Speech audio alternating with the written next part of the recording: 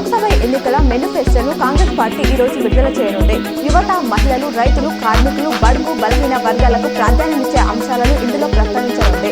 ఉపాధి హక్కుపై యువతకు భరోసా ఇవ్వనుంది. ప్రశ్న పత్రాల లీకేజ్పై కఠినమైన చట్టాన్ని రూపొందించే హామీకి ఇందులో చోటు ఇవ్వనుంది.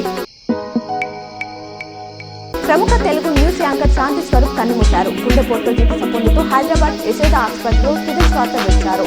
టీవీలో వార్తలు చదివిన తొలి తెలుగు యాంకర్. ఇప్పటి న్యూస్ రీడర్లో ఎందరికో గురువు.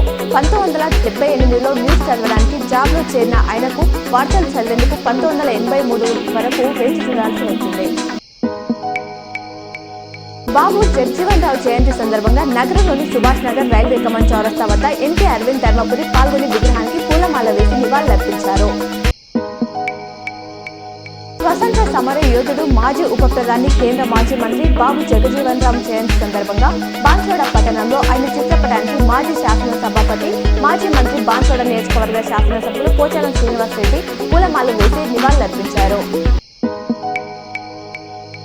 నగర శివాలోని సారంగాపూర్ హనుమాన్ ఆలయంలో హనుమాన్ భక్తులు ప్రత్యేక పూజలు, హోమం నిర్వహించారు. పెద్ద ఎత్తున భక్తులు హాజరయ్యారు. ఉత్తరాన్పల్లి మండలం పడకల్ గ్రామంలో మాజీ ఆర్మీ జవాన్ బోన్ల భరత్ అనే యువకుడు అప్పుల బాధతో ఆత్మహత్య చేసుకున్నాడు.